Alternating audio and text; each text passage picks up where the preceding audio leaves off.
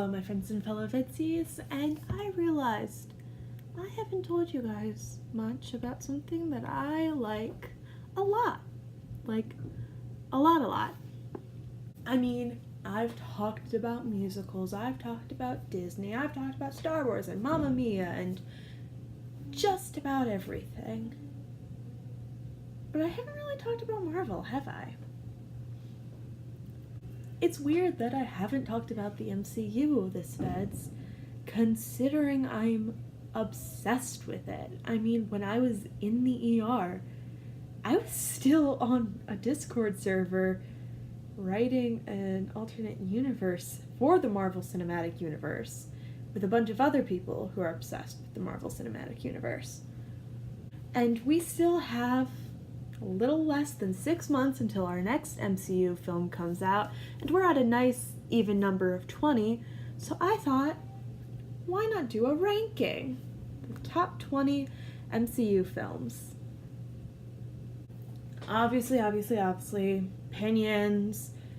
You might love something I hate, I might hate something you love. We all have our differences, and also these are subject to change over time. When I'm thinking about one more than the other, or I'm in a phase where I really like a certain character, I might bump a film up more, but this is where I am right now. Also, because there are 20 films and my videos are only allowed to be 15 minutes, I'm going to talk about them 5 at a time. So it's going to be numbers 20 through 16, 15 through 11, 10 through 6, and then 5 through 1. Which gives me about 2.5, 3 minutes to talk about each, depending on how long the intro is. So let's get started! Number 20, The Incredible Hulk. It's boring! It's ugly! It doesn't even tie into the rest of the MCU! I mean, think about it. What in The Incredible Hulk is relevant to the rest of the MCU? Because basically you've got Hulk exists and Secretary Ross. That is all that comes out of this film. Even then, it's not the same actor, so it basically makes no impact on the rest of the MCU, and it's not fun, and it's not good to look at, so what's the point? Number 19, Avengers Age of Ultron. You know that thing where people shit on The Last Jedi because it subverts expectations, but really it's just kind of shitting on everything you love and care about? That's how I feel about Age of Ultron. Now, obviously there had been some time between this and the first Avengers movie coming out, so there was a lot of time for fans to think and create headcanons and come up with all these crazy ideas of what we wanted to see in the next Avengers movie. And not getting everything we wanted is understandable. We never get everything we want. You can never put everything everyone wants in there. But that's not really what Joss Whedon did. He just kind of did the opposite of what anyone wanted. Like, people liked seeing Clint and Natasha together. They had an interesting dynamic, and people wanted to explore that. Oh, now Clint is married with children, and Natasha and Bruce are a thing. You want everybody to be friends? There's 2 scenes where they all get along, and then everybody's mad at Tony for basically the rest of the movie. And they all split up half the time anyways. You want to see if any of the Avengers can hold Mjolnir? Well, psych! Steve barely nudges it. None of them are worthy. And there's no clear reason why. And that's not what I want. If a movie is going to subvert my expectations, I want them to do it in an interesting and meaningful way that makes sense with the characters, even if it's not where I expected them to be going. Number 18, Doctor Strange. Listen, I know you're not supposed to like him in the beginning. But Jesus Christ, I cannot get behind this dude. It's really weird. Like, I love Benedict Cumberbatch in interviews and in behind the scenes footage, and he seems like this really nice, entertaining guy who I love watching. But the instant he's acting, I just want to punch him. And in the beginning, that's good. You want to punch Stephen Strange in the face. In the beginning, he's an asshole. But he's supposed to get better. And I never felt like he got better. Just people said he got better.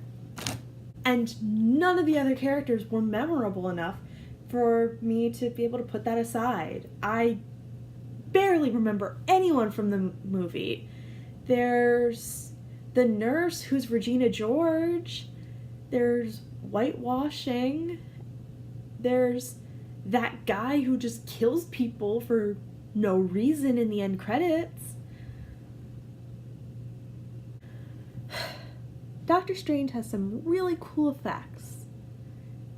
And not much else. There's just very little it offers.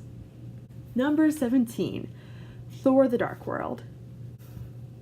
Whew, boy, am I gonna get in trouble for putting Thor over Doctor Strange. There are so many problems with this movie, and I will be one of the first people to acknowledge it.